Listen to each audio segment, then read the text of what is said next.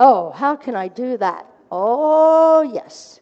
A Sunday school teacher asked her little children as they were on the way to a church service, why is it necessary to be quiet in church?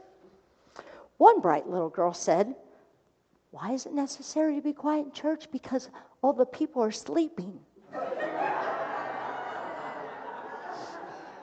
A mother was telling her little girl about what her childhood was like. She said, we used to skate outside on a pond. I had a swing made from a tire that hung from a tree in our front yard. Oh, we also had a pony, and we rode it, and we picked raspberries in the woods. And the little girl, wide-eyed, looking at her mother, said, I sure wish I would have got to know you sooner. Okay, on to what we're talking about today. Let's start with the first slide. The spiritual journey is the unlearning of fear and acceptance, and the acceptance of love. When I read this, I thought about why that's exactly how I felt when I walked into these front doors 30 years ago.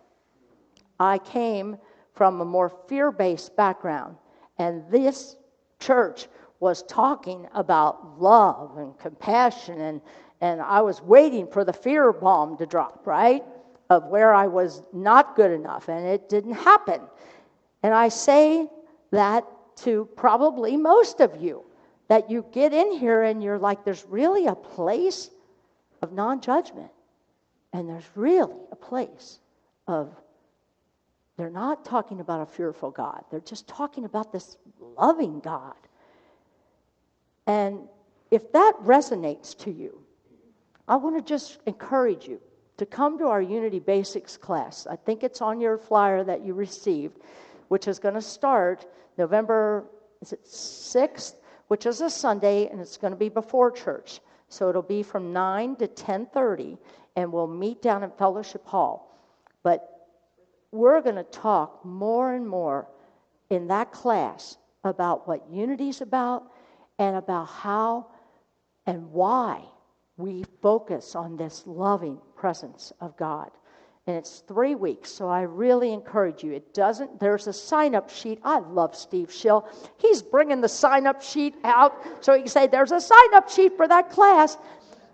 If you want to become a member, that is a required class, but if you just want to learn about this, if you want to focus more on this slide, come to that class, because it's going to be, every time I call it, we facilitate it, because Rev Sandy and Rev Tom will be facilitating that with me, and Rev Angel, if you would like to join us, you can too.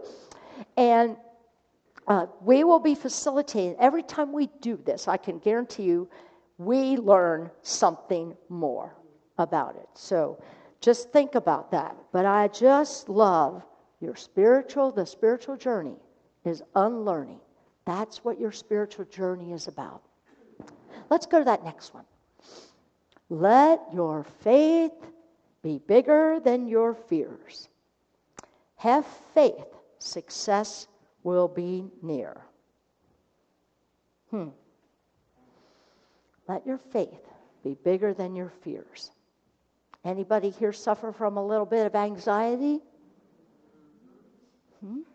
Anybody here get fearful when you look at your Facebook news? I'm hearing, Yep, me too. What do we do? What do we do when that happens? Okay? I'm just going to look at these three ministers here, as examples of this living this. Most of us know, most of you have heard Reverend Tom share his story, but if you haven't heard it, Reverend Tom had a huge fear happen to him way back when his daughter was a baby, and she was basically, I'm going to call it, abducted by her mother and moved out of the country suddenly. Now talk about a very fearful dad. And he took that fear and he moved his faith, which moved mountains, which took how many years, Tom? 16 years to move mountains, to get rights to be able to see his daughter and get an act of Congress passed that any parent who has this situation happen to them, there is a law now, there is right. Thanks to one man. You know, there's a song, John Denver, here you see what one man can do. But it took your faith, Tom. It took your faith in knowing that you didn't have a timeline. You were going to proceed until it was done. Absolutely. Rev Sandy. Sandy and I were talking yesterday, and I talked to Sandy quite a lot, and I get to know these three a lot. And that can be good, or it can be bad because they're, you know, welcome to being part of my sermon. Hey, it leaves Michael alone for a little bit, right? My husband. But I have watched Sandy go, she's a teacher, junior high, right? Okay. And 7th grade. And she has gone, I watched her go through COVID. And I watched her go through before COVID, but then during COVID, and then coming out of COVID, and the in and out, and back and forth, in school, out, no, we're back on Zoom again. In school, back on Zoom. Watching her and hearing her talk about her constituents, her fellow teachers, and how hard this was. And then they get back in school for real, for good, and then they've got a principal that is just pushing against them. And these teachers are wore out, and they're done. And that's why we have so many teachers retiring early, quitting because of this. And Sandy and some of her counterparts were saying, it's going to get better. It's going to get better. So all this fear, right, of I can't do this anymore. I can't take it anymore. I can't go home to my family and be somewhat sane. And having faith, and bam, this July, a new principal moves in and completely changes every teacher's attitude there. Completely changes. Have faith that success will be near. Angel, I'm just going to use your example of when she first came on staff here and watching her trying to go through her studies and just not getting, she had some support, but not a lot of support. And there was just more hurdles and more hurdles. And there was this fear that I've invested all this money and time, and I can't do it anymore. I'm tired. I'm out of money, right? This whole thing, having faith that she could do it, but it was wearing her down. Her fears were wearing her down, but yet she continued to draw on her faith, and then voila, here came Emerson Institute that made her completion of her studies easy. And as we learn in Mary Morrissey's Prosperity Plus, we want to say, of course. Let your faith, all of you, I just gave you examples. Now think about your story. Think about what you have anxiety about today or tomorrow, whatever that's going to come your way. Have faith that your faith is bigger than your fears. What is it how's that go? Don't tell God about your big problems. Tell your problems about your big God. Right? Reverse that. Yes. Let's go to that next one, please. Thank you. When you realize that there is nothing lacking, the whole world belongs to you. We do say amen. But then let me go home and find out that I forgot to put gas in the car. Something that little can trigger us, can't we? I'm lacking. Oh, I went somewhere the other day and got all my stuff on the counter and then looked in my purse and I had no wallet. I'm like, talk about feeling like I have lack and embarrassment, right? Anybody done that before? Oh, please tell me. Thank you. I'm not the only one. Oh, I just felt so small, right? Oh, gosh. And then, of course, 4 people in line are like, oh, my God, right? When you realize there's nothing lacking, We talk about this in unity a lot, that it's about letting go of lack consciousness and knowing and claiming that the good is coming. The good is always, it's right there. We just have to open up to it. It's not that it's coming to us, it's there, waiting for us. What did Jesus say? Knock on the door and the door will be open. That's what he means by that. But you got to knock, right? I think this is a good time to do a personal affirmation. I wrote this because this is how I've been feeling lately. Let's say this together. I am aligned with the allness of God.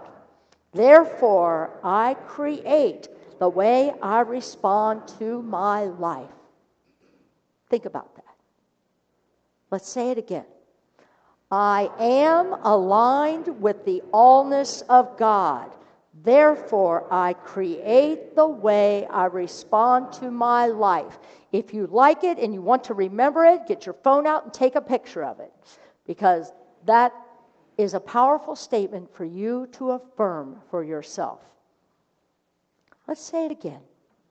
I am aligned with the allness of God. Therefore, I create the way I respond to my life. I create. That's another thing about unity. Many people can't stay here because of this fact about unity. You're responsible for your life. You're responsible for the way you respond to circumstances. And people are like, oh no, I want you to tell me what to do. It's not for everybody. I get that. People say, well, how come they didn't stay? It's okay. It doesn't mean that it's wrong. It's just this takes that 5% of independent thinkers out there in the world that can actually say, wow, I have that power within me because you have the Christ within you. So therefore you are all powerful. But boy, oh boy, I sure wasn't raised like that. I'm going to share with you a story about this law of specificity that I titled the talk about. And I know I've kind of been jumping around a little bit, but I'm really trying to tell you that you have that power. Most of you remember the story of Jesus, right? He and the disciples were traveling a long way in Jericho, and a crowd was following them. And when he came near where the blind men were begging, they called out to Jesus for mercy. Many people told them to be quiet, but they boldly kept crying out to Jesus for mercy. They were persistent in this prayer, but they did not receive their sight. Faith was not enough. They believed Jesus could heal them and acknowledged his authority. They called him Lord. They cried out, Lord, have mercy on us. Lord, have mercy on us. But they remained blind. Jesus required them to be more specific. He did not say that, but he did ask them, stopped and looked at them and said, what do you want me to do for you? Beyond, Lord, have mercy on us. What do you want me to do for you? Jesus did not answer their prayer until they told him specifically what they wanted to receive. They specifically said, we want to receive our sight. And they could see. So the same thing goes for all of us. Be specific. For your health. Don't just generalize. Dear God, please give me health. Please help me to remain healthy. Help me to heal. No, be specific.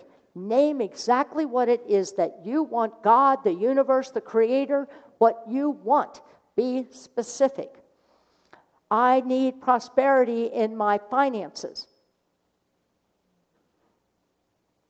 Be specific. Be specific. List, I want to pay my bills on time. I want to have plenty of money in the checkbook. Actually, list the amount you want. What does it hurt? Nothing. Be specific, because the universe, and I love Kathy Mountain, she lives this. She specifically, and then bam, it shows up. And people look at her, oh, Kathy, you're not going to make that. And bam, she does.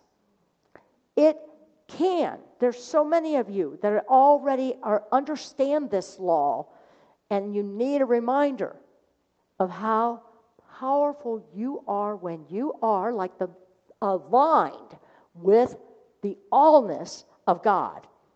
I'm going to tell you real quick, I had a wedding last night out at Richwood on the River.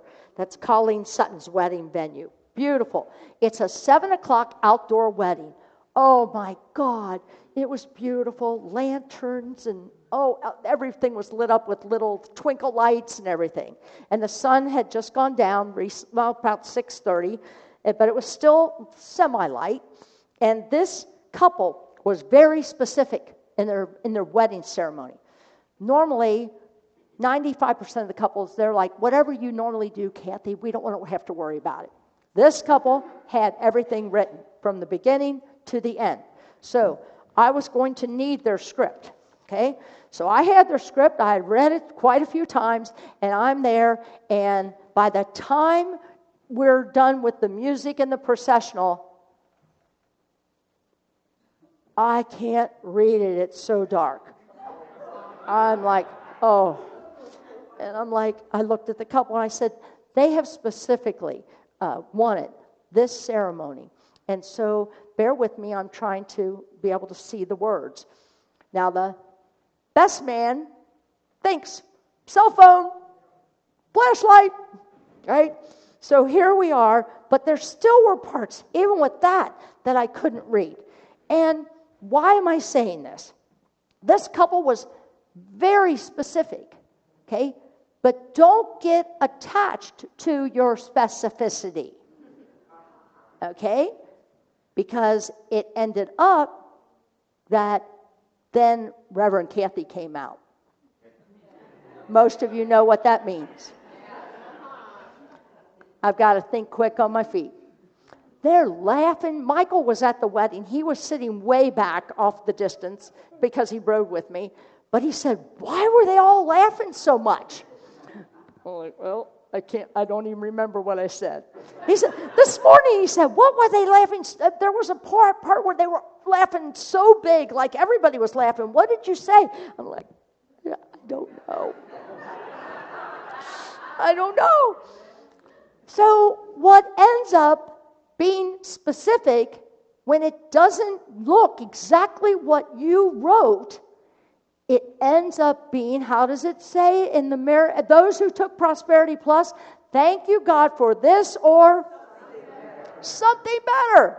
And something better showed up. They were so happy. The guests were all crying. I don't know how I got them crying and laughing, but I did. And it ended up being this joyous thing. Let's go back to that. Let's go to the next slide, Connie. It's a repeat. Let your faith be bigger than your fears. Have faith that success will be near. So now trust me, you didn't think I had some fear when I couldn't see the ceremony that they wanted? And how you got to make that look like you're not having any emotions at all, but yet inside your stomach's going, oh crap, oh crap, oh crap, oh crap, oh crap. Right? But you have to keep looking like you know what you're doing.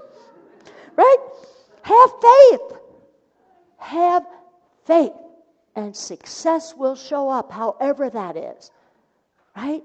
So the law of specificity, boy, oh boy, how am I going to close this out? I need to close.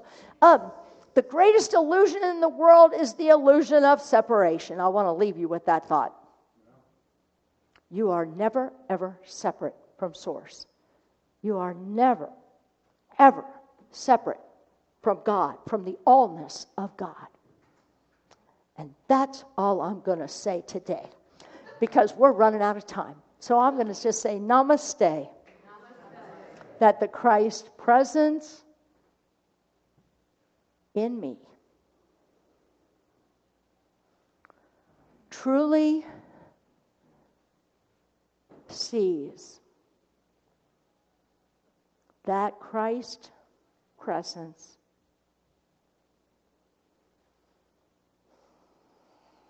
in each and every one of you. Namaste.